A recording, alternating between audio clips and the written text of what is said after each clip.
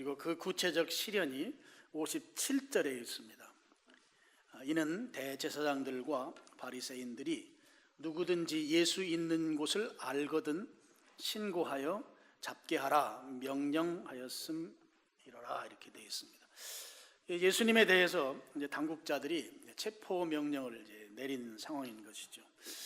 이런 당시 상황에서 예수님께서 이제 54절을 보면, 그러므로 예수께서 다시 유대인 가운데 드러나게 다니지 아니하시고 거기를 떠나 빈들 가까운 곳인 에브라임이라 하는 동네에 가셨다, 이렇게 나오고 있습니다.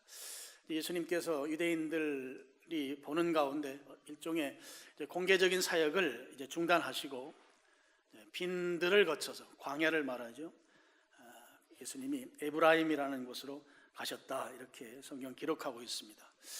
이 에브라임이라고 하는 곳은 예루살렘에서 거리상 한 35km 정도 되는 거리에 있는 아주 작은 마을입니다. 보통 우리가 에브라임 산지 이렇게 표현한 그런 지역입니다. 제가 구글에서 사진 두어 장 이렇게 여러분들에게 좀 보여드리겠습니다.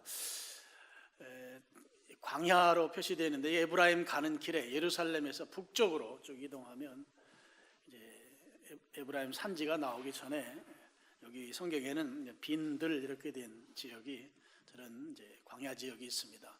그곳을 지나면 북쪽으로, 지금은 그 지역명이 타이베입니다. 타이베라고 하는 지역이 예수님 당시 에브라임이라는 지역인데요. 여러분 보시면 우리 산이 있는 지역인데 산이라고 볼 수가 없죠.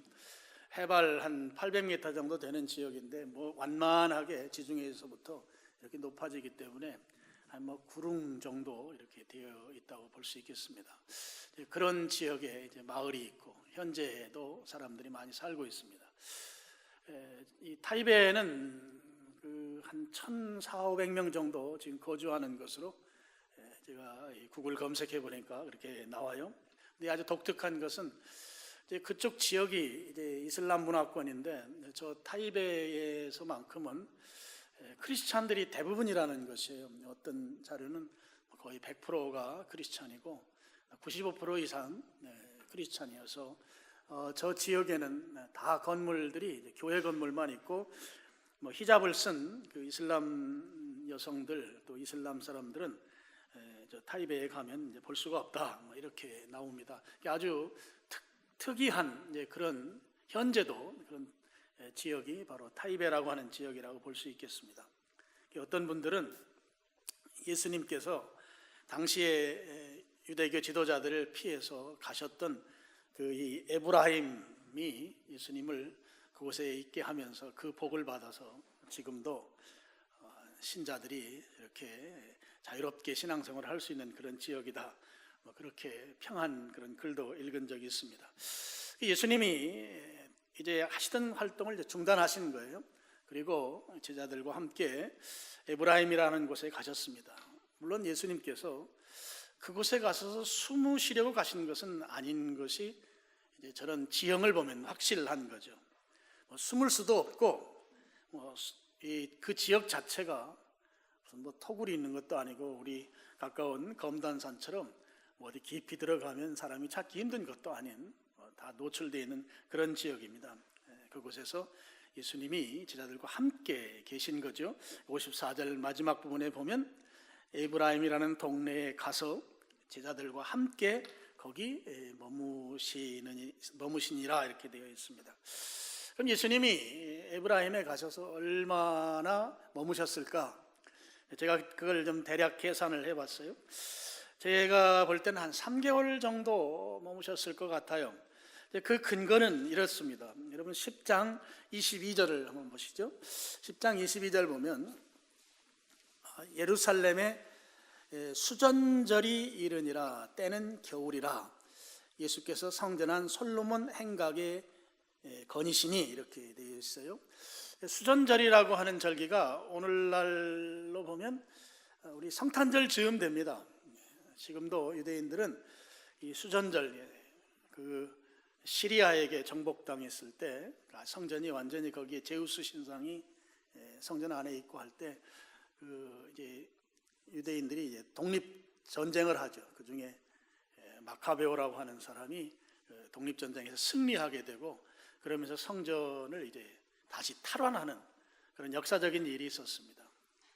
BC 한 150년경 그쯤에 있었어요. 그래서 그 성전 탈환한 것을 기념하는 절기가 수전절입니다. 수전절이 오늘날 성탄절 즈음에 있어요. 지금도 유대인들은 이 수전절을 아주 성대하게 지킵니다. 그런 수전절이 이제 12월 달이죠. 우리 달력으로 따지면 그 수전절에 예수님이 성전에 예루살렘에 계셨던 거예요. 계시다가 이제 사람들이 예수님에 대해서 이제 돌로 치려고 하니까 예수님께서 10장 40절 보면 다시 요단강 저편 요한이 처음으로 침례 베풀던 곳에 가서 거기 계셨다. 요단강 변으로 예수님께서 이동하셨습니다. 이동하셨다가 바로 다시 나사로가 병들면서 이제 예루살렘 쪽으로 다시 오십니다. 그 바로 오신 것을 짐작할 수 있는 표현이 11장 8절입니다. 제자들이 말하되 라삐여 방금도 유대인들이 돌로 치려 하였는데 또 그리로 가시려 합니까? 베단이 가지 말자고 하는 제자들의 그 부탁이었죠. 방금 돌로 치려고 했다고 하는 것은 이제 수전절에서 큰 시간이 많이 지나지 않았다고 하는 것을 짐작하게 하는 부분입니다. 그렇지만 예수님 베단이 가셨고 이제 나사로를 살려내셨습니다. 살려내신 이후에 다시 유대교 지도자들이 이대로 두면 안 되겠다고 하면서 예수님을 죽이기로 아주 공회에서 합법적으로 결정을 내리는 장면이 바로 53절에 나오는 장면이고 체포 명령을 내리는 상황이 57절에 나오는 내용입니다.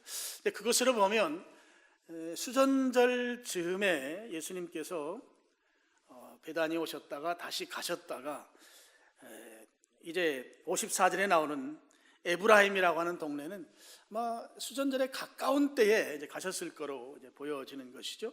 그리고 55절을 보면 11장 55절 유대인의 유월절이 가깝다 이런 표현이 나옵니다. 유월절은 오늘날 우리들의 달력으로 보면 한 3월, 4월쯤 됩니다. 유대인들은 음력을 지킵니다. 음력을 그들의 달력으로 사용하기 때문에 좀 유월절이 왔다 갔다 하죠. 그런 계산을 해보면 이제 예수님이 에브라임 산지에서 한 3개월여 제자들과 함께 그곳에 계셨을 것으로 이렇게 좀 추측해 볼 수 있겠습니다. 예수님이 예루살렘에서 약 한 35km 정도 거리에 있는 에브라임에 계셨는데 지금 유대교 지도자들이 예수님을 체포하는 명령을 내리고 예수님이 있는 곳 알려주면 신고해서 잡게 하면 잡게 하도록 그렇게 명령을 내린 장면이 이제 57절인데 그럼 예수님께서 숨을 수도 없고 에브라임이라고 하는 곳이 먼 곳도 아니고 그런데 예수님께서 한 3개월 가까이 그렇게 계실 수 있었던 이유는 무엇일까? 왜 유대인들이 체포 명령을 내렸는데 그 체포 명령대로 예수님을 체포하지 못했을까? 제 생각은 그렇습니다. 이 에브라임이라고 하는 지역이 예수님 당시에 그 사마리아 지경 안에 있었기 때문이다. 그런 것이죠. 예수님을 죽이려고 했던 사람들은 아주 철저하게 율법주의, 유대주의자들이죠. 그러다 보니까 그들이 예수님을 이제 죽이려고 하는 그런 온갖 그 모의를 다했지만 그들은 철저한 유대교 율법주의이기 때문에 사마리아 지경에 관해서만큼은 또 상종도 하지 않는 그런 태도를 가지고 있었습니다. 그럼 예수님 입장에서 보면 이 사마리아 지경 안에 있는 에브라임에 가는 것이 유대교도들의 살해 협박으로부터 가장 안전한 장소가 또 되는 것이죠. 유대인들로서는 사마리아 사람들하고 상종도 하지 않고 그 지역을 아예 밟지도 않는 그런 지역에 예수님이 가 계신 것이니까 오히려 안전하게 3개월 정도를 계실 수 있었던 것이 아닌가 이렇게 생각해 보는 것이죠. 예수님이 이 땅에 공생의 사역을 하시면서 우리 잘 아는 대로 세 가지 사역을 하셨습니다. 가르치시는 사역, 또 말씀을 선포하는 복음 전도 사역, 그리고 약하고 병든 자를 치유하는 치유 사역, 이 3대 사역으로 성경에 소개되고 있습니다. 근데 그 사역을 넘어서서 예수님께서 정말 중하게 여기신 그 핵심 사역이 하나가 있습니다. 그것은 무엇인가 하면 12명의 제자들을 예수님이 선택하셔서 그들을 훈련시키시고, 그래서 예수님이 공생애를 마치신 이후에 예수님의 그 사역을 계승시키는 이 사명, 이 일이 예수님에게 있어서 3대 사역 그 이상으로 중요한 핵심 사역이었던 것이죠. 이제 예수님은 곧 머지않은 시간 안에 이제 공생애를 마치셔야 하는 상황입니다. 그럼 그 이후에는 예수님께서 선택한 12명의 제자들이 예수님으로 말미암아 배우고 훈련한 그 제자의 삶을, 예수님의 그 삶을 잘 사역을 계승하는 그 삶을 그들이 이제 살아야 되는 것이죠. 그런 차원에서 예수님께서 가르치고 복음 전하고 치유하는 이 사역보다 더 핵심적으로 중요한 사역은 제자를 세우는 사역이었던 것이고, 이 제자들은 예수님과 함께 있으면서 그것에 대한 막중함을 다시 한번 사명으로 가다듬는 그런 시기가 에브라임에서 예수님과 함께 있었던 그런 시기로 이렇게 볼 수 있겠습니다. 제가 이 말씀을 준비하면서 그런 아주 감동이 있었어요.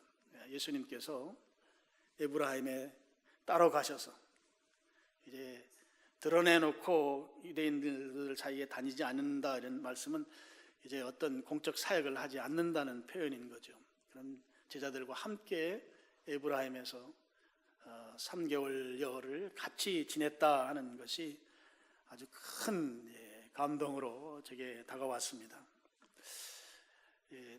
저도 이제 그런 생각을 좀 해보기 때문이죠. 어떤 생각인가 하면, 제가 이제 목사가 돼서 30년이 이제 훨씬 넘어가는 기간을 이제 사역자로 살아왔어요.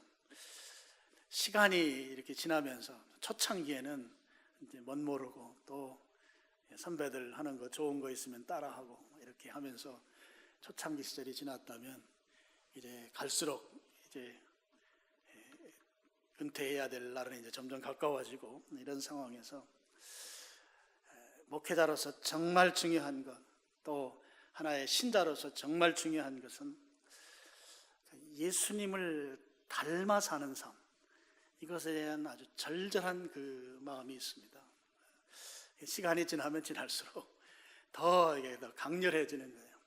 예수님을 닮는 삶의 그 간절함이 제 속에 있습니다. 어떻게 하면 예수님을 닮아서 살까? 예수님처럼 살 수 있을까? 그런 것들이 제 머릿속에 상당 부분 있고, 그것 때문에 고민하고 울기도 하고, 그것 때문에 기도하고, 그런 삶이 시간이 지날수록 이제 더해지는 거예요. 예수님은 바로 우리 교회의 머리이시죠. 그래서 이 교회 리더십은 예수님 리더십이어야 하고, 그러려면 교회 리더들은 예수님을 닮은 자여야 하는 것이죠. 그런 차원에서 더 예수님을 닮고 싶은 마음이에요. 근데 그것이 안 돼서 이제 힘들고 고통스러운 것이죠. 교회라고 하는 공동체는 머리가 예수님이십니다. 이거는 불변인 것이죠. 그러면 이 공동체의 리더십은 예수님 닮은 리더십이어야 하는 것이죠. 그것에 제가 100% 동의하면서, 제가 이제 거기에 미치질 못하니까 그런 부분에 대한 그 이제 간절함이 있어요. 시간이 지날수록 이게 훨씬 더 깊어집니다. 예수님의 리더십에 대한 것, 예수님을 닮아 사는 삶이죠. 예수님을 닮은 삶.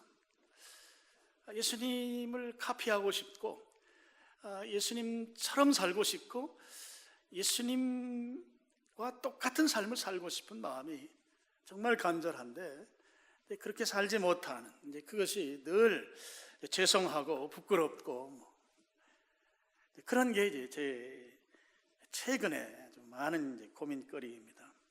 목회도 저는 그렇게 생각합니다. 예수님을 닮은 지도자가 예수님을 닮은 성도들을 만들어내는, 또 그렇게 인도하는 것이 이제 목회다 하는 생각을 많이 하고 있죠. 예수님을 닮는다고 하는 게 중요하다 하는 거죠. 어디까지 저는 생각을 하는가 하면 이제 그런 생각을 해요. 제가 어렸을 때 이제 시골에서 살 때 그 장아찌를 만드는 이제 저희 할머니, 저희 어머니가 하는 걸 보면 아주 묵은 된장에 그 무를 통째로 집어넣죠. 그래서 된장으로 덮어 놓습니다. 시간이 지나면 나중에는 그 무가 무 색깔을 다 잃어버리고 된장 색깔로 바뀌어 있는 걸 보죠. 그래서 그냥 얼핏 보면 된장인지 무인지 구분이 안 되는 거예요. 그걸 이제 장아찌라고 그러잖아요. 무장아찌. 이제 꺼내면 이제 무의 모습은 하고 있지만 처음 된장 속에 집어넣을 때와는 전혀 다른 모습으로 이제 변화된 것이죠. 된장 속에 들어갔다가 나왔는데 이제 그렇게 된 것입니다. 제가 이제 좋아하는 용어가 이제 예수 장아찌예요. 예수님 장아찌. 예수님 안에 박혀서 예수님의 그 모든 영향력을 다 받고 꺼내보니 예수님 장아찌처럼 바뀐 모습. 제가 감동하고 감격한 오늘 본문에서 내용이 이제 54절 그 마지막 부분에 제자들과 함께 에브라임에 머물셨다는 거예요. 지금 이 에브라임 산지에서 예수님의 제자들이 예수님과 함께 지내는 거죠. 제가 지금 장아찌 이야기한 것처럼 그 예수님이라고 하는 분과 함께 있으면서 지금 예수님의 장아찌가 되어가는 과정을 제자들이 지금 지내고 있는 것이다 하는 겁니다. 다른 사역으로 분주하지 아니하고 제자들은 지금 예수님과 함께 지내고 있습니다. 같이 대화하고 같이 식사하고 그 예수님이 가지신 그 경건한 모습을 직접 눈으로 목도하고 예수님을 체험하고 있습니다. 예수님이 하시는 행동을 직접 내가 보고 있고 그 행동을 따라하고 싶어지는 그 마음속에 갈망이 생겨나기 시작합니다. 예수님의 하나님을 향한 태도를 보게 되는 것이고 이런 과정을 같이 지내면서 그 예수님을 닮기를 지금 그들이 실행해 나가고 있는 거죠. 장아찌가 되어가는 과정이라고 볼 수 있겠습니다. 예수님과 함께 있으면 예수님의 인격이 내면 깊숙이 내 속에 장아찌처럼 절여지는 과정을 겪게 될 것입니다.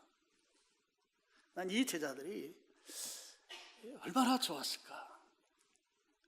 예수님과 함께 있으면서 예수님의 인격을, 예수님의 그 하나님을 향한, 아버지를 향한 신앙적 태도를, 그 경건성, 예수님의 언어, 예수님의 삶, 이런 것을 직접 보고 느끼고 체험하고 내 삶에 적용하고 이식하는 이 과정을 갖는 이 시간이 얼마나 좋았을까.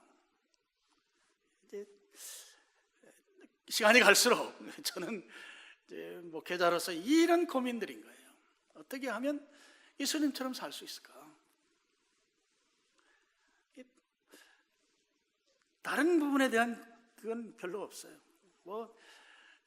재정적으로 어려우면 기도하면 주님 또 채워주시고, 또 이러저러한 문제들은 기도하라고 하는 기도 제목이니 기도하면 되는데, 이 부분이 어떻게 하면 주님을 닮을 수 있을까?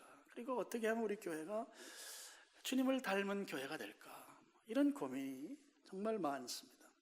그러면서 제자들이 예수님과 함께 있는다고 하는 것, 그래서 예수님을 닮을 수밖에 없는 지금 환경이 그들에게 주어졌다고 하는 것.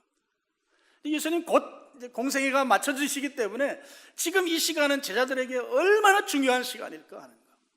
그래서 예수님 공생애 마치시면 이제 이 이후로는 물론 성령님께서 함께 하시지만 이제 그들은 예수님의 사역을 계승해서 이 땅에서 예수님이 주신 그 분부대로 순종해 나가야 되는 그 삶을 살아야 되는 이 제자들에게 있어서 지금 이 시간은 너무나 값진 시간이다 하는 거죠. 예수님과 함께 있는 시간. 물론 그 이후로도 제자들이 폼 잡다가 주님이 좀 슬퍼하는 일들을 했지만 저는 이 시간, 에브라임에서 예수님과 함께 있었던 이 시간이 그들로 하여금 다시 컴백하게 만들고, 다시 회개하게 만들고, 다시 주님의 뜻대로 순종하게 만들었다고 저는 보고 있습니다. 예수님을 닮는 시간, 예수님 체험하는 시간이 우리 신자들에게 꼭 필요하기 때문이다 하는 것이죠. 오늘 우리가 우리 시대를 살아가면서 예수님을 닮는 삶에 대한 중요성, 이게 별로 우리에게 이게 중요한 신앙적 주제로 있지를 않아요. 그래서 우리 주님이 정말 원하시는 부분에 대해서 우리가 관심을 가져야 하는 것이 신자의 마땅한 태도인데, 정말 주님이 원하시는 것은 나는 좀 덜 중요하고, 내가 생각하는 중요한 것이 신앙 안에 또 따로 있는 것이죠. 그래서 그 부분을 추구해 나가는 것이 어쩌면 오늘 우리의 신앙의 모습일지도 모르겠어요. 근데 지금 오늘 예수님께서 우리들에게 원하시는 삶이라고 하는 것은 제자들과 함께 계시면서 제자들이 예수님의 장아찌로 변해가는 이 과정이 절대적으로 필요한 과정이고, 이 과정을 통해서 오늘 우리도 예수님 닮는 삶, 예수님을 따라하는 삶, 예수님이 내 삶의 본으로 그대로 순종하는 삶에, 여기에 우리가 아멘하고 그렇게 따라오기를 지금 주님께서 이 말씀을 통해서 우리에게 촉구하고 계신다고 저는 믿습니다. 오늘 우리 시대에 그럼 어떻게 하면 예수님을 따라가고 예수님을 닮을 수 있을까? 이제 우리 많이 표현하는 대로 예수님의 제자가 되는 삶을 살아야 된다 하는 것이죠. 지금 오늘 성경에 나오는 표현대로 하면 예수님과 함께 머무는 삶이, 이게 주님이 원하는 삶이죠. 이제 저는 다른 용어로 예수님과 함께 머무는 것, 이건 훈련이라고 생각해요. 신앙을 훈련하는 것이죠. 또 흔히 표현한 대로 제자 훈련이라고도 표현할 수 있겠습니다.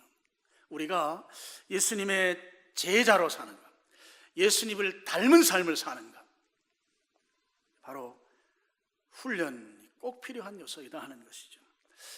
훈련되어야, 신앙이 훈련되어야 예수님을 닮은 삶을 살 수 있다 하는 말씀입니다. 신앙 훈련에 대한 부분을 좀 우리가 같이 한번 생각해 봐야 하겠습니다. 보통 이제 훈련 또는 제자 훈련 이런 용어를 쓰면 어떤 코스웍을 많이 생각하게 돼요. 어떤 과정.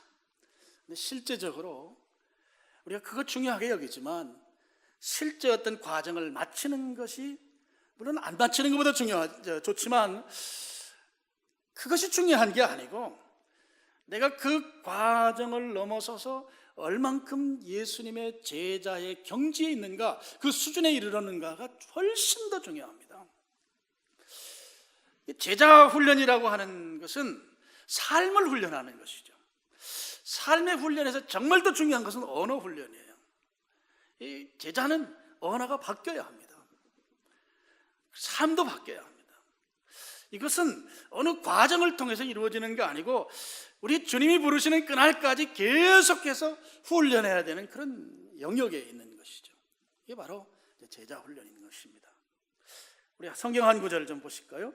고린도전서 9장 27절입니다. 우리 스크린 보시고 같이 읽겠습니다. 내가 내 몸을 쳐 복종하게 하면 내가 남에게 전파한 후에 자신이 도리어 버림을 당할까 두려워하며. 바울이 한 이야기죠. 내가 내 몸을 쳐서 복종하게 한다고 하는 것. 지금 여기 바울이 지금 말하는 건 예수님이 바로 주님이고 나는 그분의 종이라는 거죠. 그럼 종과 주인의 관계를 이야기하는 거예요. 신분을 이야기하는 거예요. 주님 앞에 내 태도를 이야기하는 거죠. 내가 주님과의 관계성 속에서 내 인격을 이야기하는 거예요. 근데 지금 이 인격이 주님이 주님이시고 나는 그분의 종, 노예여야 하는데, 이 관계를 자꾸 내가 벗어나려고 하는 것이죠.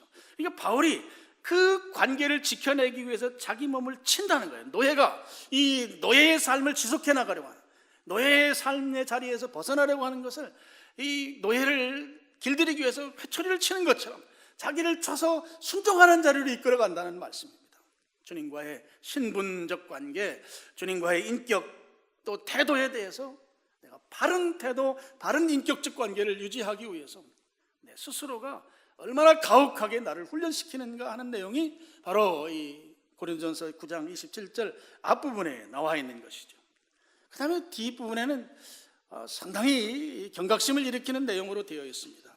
내가 남에게 전파한 후에 자신이 도리어 버림을 당할까 두려워한다. 전파하는 것은 사역이죠. 내 몸을 치는 것은 주님과의 인격적 관계입니다. 태도를 말하는 것이고 뒤에는 행위를 말하는 것이죠. 그럼 이 말씀은 우리에게 있어서 신자의 태도에 있어서 삶이 중요한지 아니면 사역이 중요한지 무엇이 앞서야 될 것인지를 아주 명백하게 가르쳐주고 있는 것이죠. 바로 삶에 대한 부분이 사역보다 앞에 있어야 한다는 것입니다. 사역이 앞에 있는 것이 아니고 사역이 중요한 것이 아니고 주님과 나와의 관계가 중요하다 하는 거예요. 그러면서 그걸 얼마나 세게 말했습니까? 내가 남에게 전파한 후에 도리어 버림당할 거에 대해서 걱정해야 된다고 하는 말을 하고 있습니다. 지금 오늘 주제대로 가면 주님을 닮는 것이 먼저여야 하는 것이죠. 내 삶이 주님을 닮아내는 삶을 살아야 되는 것이다 말이에요. 주님을 닮는 것이 훈련되어 있지 아니하면 내가 하는 어떤 사역들은 의미가 없을 수 있다는 거예요. 지금 바울의 이야기로 따지면 버림받는다는 것이죠. 우리는 이 말씀의 우선순위를 가볍게 여기는 경향이 있어요. 이 일을 많이 하는 게 결코 좋은 게 아니에요. 주님과의 관계가 훨씬 더 중요한 것입니다. 그래서 신앙훈련이라고 하는 것이 어떤 코스웍을 마치고 내가 사역에서 어떤 결과들을 양산해내고 뭐 이런 것이 중요한 요소가 아니고 내가 얼만큼 예수님을 닮아 사는가, 얼만큼 주님과 바른 관계 속에 사는가, 이것이 제자에게 있어서 중요한 요소인 것이다 하는 겁니다. 나와의 주님과의 관계에 대한 문제죠. 그분이 나의 주님이시길 나는 내 몸을 쳐서 복종시키는 그런 가혹한 훈련이 그곳에 포함되지 아니하면 도리어 버림받을 것에 대한 두려움을 가질 수밖에 없다고 하는 말씀인 것이죠. 그래서 여러분, 이 신앙훈련이라고 하는 것은 그런 측면에서 좀 기간이 필요해요. 시간이 좀 필요합니다. 단기간에 뚝딱 해서 되는 게 아닌 것이죠. 어느 날 하루아침에 주님과의 그 아주 예수님 닮은 모습을 딱 만들어낼 수 있는 어떤 공장의 제품 같은 게 아니다 하는 거예요. 시간이 필요합니다. 꾸준한 우리의 삶의 훈련이 필요하다고 하는 거죠. 그럼 바울이 가장 신경 쓴 사역지는 제가 사도행전을 보면서 에베소라고 보여져요. 그곳에서 가장 많은 시간을 보냈고 에베소를 중심으로 해서 그 지금의 터키 아시아 지역의 복음 선교의 전진 기지처럼 바울이 그렇게 사역을 했어요. 에베소가 상당히 중요합니다. 이 바울이 에베소에 신경을 쓰면서 마지막에 예루살렘을 방문하면서 에베소를 거치지 않고 에베소를 지나쳐서 밀레도라는 지역까지 왔어요. 그곳에서 바울이 그렇게 말합니다. 에베소에 있는 장로들을 좀 보고 싶다고. 그래서 사람을 보내서 에베소의 장로라고 한 오늘날 개념의 장로이기보다는 그 에베소 지역 교회의 이제 지도자들이죠. 지도자들을 불렀어요. 그들은 바울로부터 훈련받은 일종의 바울로부터 제자 훈련을 받은 예수님의 신실한 제자들인 것이죠. 그럼 그들이 훈련받은 기간을 사도행전이 이제 기록해 놓고 있어요. 사도행전 19장 9절 하반절, 10절 상반절입니다. 우리 여기도 스크린 보고 같이 한번 읽어보겠습니다. 바울이 제자들을 따로 세우고 두란노 서원에서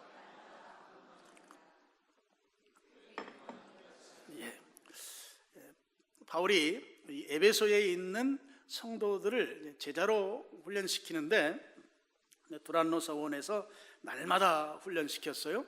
근데 그 기간이 2년으로 표현되고 있습니다. 근데 다른 부분을 또 하나 성경권을 보시면 여기 이제 더 심하게 표현을 하고 있어요. 사도행전 20장 31절입니다. 읽어보겠습니다. 그러므로 여러분이 읽게요. 내가 3년이나 밤낮 쉬지 않고 눈물로 각 사람을 훈계하던 것을 기억하라. 한 사람의 제자를 세워서 교회의 리더십으로 세우는데 지금 바울이 밤낮 눈물로 3년을 훈련시켰다고 하는 내용이 나오죠. 단기간에 뚝딱하고 되어지는 게 아니고 시간이 필요하다는 걸 볼 수 있어요. 그만큼 지도자의 헌신이 거기에 담겨 있다고 하는 것도 가르쳐주고 있어요. 그리고 지금 이 말씀 사도행전 19장 20장의 이 내용은 지금 에베소 교회의 지도자들을 다시 밀레도라고 하는 지역으로 불러서 재교육을 하고 있는 거예요. 재교육을 하고 있는 거예요. 예수님의 피로 값주고 산 교회를 잘 지켜 회복시키고 건강하게 맡은 사명 감당하도록 그 지도자들을 또 훈련시키고 교육시키는 장면이죠. 그래서 에베소를 중심으로 해서 여러분 요한계시록에 보면 7개 교회가 나오잖아요. 그 중에 맨 먼저 소개되는 교회가 에베소 교회입니다. 큰 의미가 있어요. 에베소 교회가 선교의 중심지였던 거죠. 에베소 교회 일꾼들이 나머지 교회들을 다 세우고 그 교회들을 잘 이제 목양했던 것을 이제 나타내주는 그런 표현입니다. 바울이 그만큼 에베소 교회의 그 지도자들을 위해서 시간을 들여서 이렇게 훈련시켰던 것을 이제 나타내 보여주고 있는 것이죠. 바울로 인해서 훈련받은 그 지도자들이 어느 날 하루아침에 지도자가 된 거 아니고 적어도 3년 이상 훈련되고 훈련받아서 교회를 이끌어가는 그런 리더십으로 그렇게 세워졌다고 하는 것입니다. 그럼 이 훈련에서 또 하나 아주 중요한 게 한 가지가 있는데요. 그게 무엇인가 하면 이건 이제 제가 만든 말이에요. 은둔적 사역이라는 거예요. 은둔은 좀 이렇게 감춰진다는 표현이죠. 숨는다는 표현이죠. 은둔적 사역. 제자 훈련을 저는 이제 목회의 많은 부분을 제자 훈련하는데 신경을 쓰고 있고 지금도 수면 시간이 상당히 작습니다. 그래서 제가 훈련 교재를 만드는 일을 지금 계속 하고 있어요. 훈련을 시키면서 제가 깨달은 거예요. 제자 훈련이라고 하는 것, 훈련이라고 하는 것은 우리의 삶의 영역을 훈련하는 거거든요. 예수님 닮는 삶, 내 삶에 예수님의 모습이 있어야 되는 거예요. 내 언어에, 내 행동에, 내 태도에 예수님 닮은 모습이 나타나야 된다는 것이죠. 이 삶의 영역인데 이 삶의 영역에서 진정으로 훈련되면 내실이 있어지는 거예요. 가을에 변이삭이 이제 익으면 고개가 숙여지듯이 내실을 추구할 수밖에 없어요. 그러다 보면 이 겉으로 드러나는 이런 부분에 대해서는 관심이 없어지는 것입니다. 그런 차원에서 이 제자훈련이라고 하는 것, 신앙훈련이라고 하는 것은 은둔적 사역일 수밖에 없더라 하는 것이에요. 제 경험에서 나온 것이죠. 그래서 이 훈련을 하면서 물론 신실하게 제자가 된 사람들은 드러나는 시대입니다. 지금은 훈련 안 된 사람들이 훨씬 더 많은 시대라서 신실하게 훈련된 사람들은 매스컴을 통해서 드러나든지 곳곳에서 드러나는데 드러나더라도 이 사람들은 자기가 유명해지는 것을 극도록거리는 성품을 갖고 있습니다. 은둔적 사역이죠. 훈련에서의 아주 중요한 특징입니다. 내실을 추구하기 때문에 그래요. 겉으로 화려한 어떤 메이크업 되고 드러나는 그것에 관심을 가질 수 없는 것이에요. 예수님의 제자로 훈련된다고 하는 것은 이제 그런 영역이 아주 확실하게 정립되어야 되더라 하는 거예요. 그래서 이 훈련을 하면서 보니까 이게 드러난다고 하는 것은 무엇인가 한두 가지 문제가 있다는 것을 이제 발견하게 된 것입니다.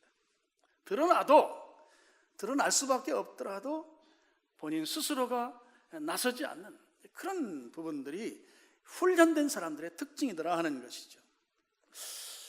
오늘 본문에도 마찬가지예요. 예수님께서 제자들을 데리고 빈들을 지나서 산지로 가셨어요. 작은 시골 마을로 가셨어요.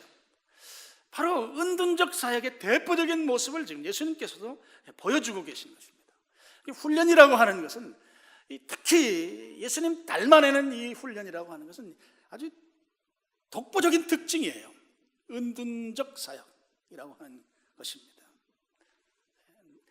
내실을 중시하기 때문에 그렇게 될 수밖에 없다고 하는 것이죠. 여러분, 오늘 예수님께서 제자들과 함께 지냈어요. 그리고 제자들은 어떤 삶을 살아야 되는지를 예수님으로부터 직접 경험하는 그런 시간을 에브라임에서 가졌습니다. 그리고 이제 6월절이 다가오게 됩니다. 예수님께서 예루살렘으로 올라가십니다. 예수님 예루살렘에 올라가시는 것은 6월절에 어린 양으로서 애굽에서 그 피가 묻은 문설주, 그 문지방에 피 묻은 그 집들은 다 건너가듯이 예수님이 직접 어린 양이 되셔서 그들로 하여금 죽음을 면하게 하시는 그 어린 양의 피 흘리는 죄물이 되시기 위해서 이제 예루살렘으로 가시는 것이죠. 죽으심으로 죄물이 되시는 그 삶을 예수님께서 묵묵히 실행하는 시간이 된 것입니다. 그래서 6월절에 예루살렘에 가셔서 그 6월절 어린 양으로 십자가에 달려서 돌아가시게 되는 것이죠. 예수님이 마지막까지 제자들에게 보여준 모습은 제자의 삶, 예수님을 닮은 삶이 어떤 삶이어야 되는지를 제자들에게 그 진면목을 마지막까지 보여주고 있는 것입니다. 예루살렘으로 올라가는 예수님, 어린 양으로서 제물이 되시기 위해서 희생이 앞에 있는 그 상황을 묵묵히 감당하시는 그 모습이 바로 예수님을 따르는 자들, 제자들이 가져야 될 삶의 진면목이다 하는 것이죠. 여러분, 예수님을 따르는 삶, 예수님을 닮아가기로 결심한 자의 삶은 하나님의 뜻에 순종하는 삶입니다. 제자의 삶은 그것이 전부입니다. 하나님의 뜻에 순종하는 것, 거기에 어떤 형용사도 필요 없습니다. 하나님의 뜻이면 순종하는 것입니다. 거기에 어떤 단서 조항도 필요가 없습니다. 하나님의 뜻, 거기에 순종하는 것이, 그것이 제자의 삶의 전부입니다. 예수님께서 사셨던 삶이 바로 그 삶이었습니다. 그 삶을 우리가 그대로 재현하는 그 삶이 예수님을 닮은 자의 삶이고, 예수님을 닮아가는 자의 삶이고, 예수님을 따르는 자의 삶이고, 예수님의 제자의 삶이다 하는 것이죠. 오늘 저와 여러분이 예수님의 제자로서 예수님의 제자의 길을 신실하게 묵묵하게 예수님을 따라가는 그런 제자의 삶을 살아야 될 줄로 믿습니다. 그렇게 되려면 반드시 필요한 것이 예수님과 함께 머무는 자가 되어야 합니다. 훈련을 말씀드리는 것입니다. 머물러야 예수님 닮을 수 있습니다. 머물러야 예수님께서 가셨던 그 삶을 나도 갈 수가 있는 것이죠. 그래서 오늘 여러분이, 오늘 우리 시대에 주님이 정말 원하시는 신자의 삶이라고 하는 것은 예수님을 닮은 삶입니다. 예수님을 닮아 사는 삶입니다. 그 삶을 살아야 한다고 할 때 오늘 우리에게 주님께서 요구하시는 것은 나와 함께 머물라고 하는 거죠. 신앙을 훈련시키라고 하는 것이죠. 아까 바울이 말했던 것처럼 쳐서 복종시키라고 하는 것이죠. 그렇게 살 때 예수님께서 우리에게 또 하나의 큰 사명을 주시는데, 그 사명은 예수님의 사역의 계승자로 우리를 쓰신다고 하는 것이죠. 예수님께서 주신 그 사역 사명을 계승자로 우리를 세우신다고 하는 것입니다. 제가 자주 말씀드리지만 주님이 쓰시는, 주님의 쓰임받는 종이 된다고 하는 것, 저는 이 세상에 존재하는 모든 피조물 가운데 그것이 최고의 가치 있는 우리 인생의, 우리 삶의 그 가치라고 저는 믿고 있습니다. 주님이 쓰시는 자, 주님의 사역을 계승해서 살아가는 자, 그 자는 예수님의 제자로서 예수님을 닮아 사는 삶을 사는 자. 오늘 여러분이 그것을 기억하시고 그렇게 예수님을 닮은 자로, 예수님의 제자로 이렇게 살아가는 여러분들 되시기를 주님의 이름으로 축원합니다. 하나님 아버지,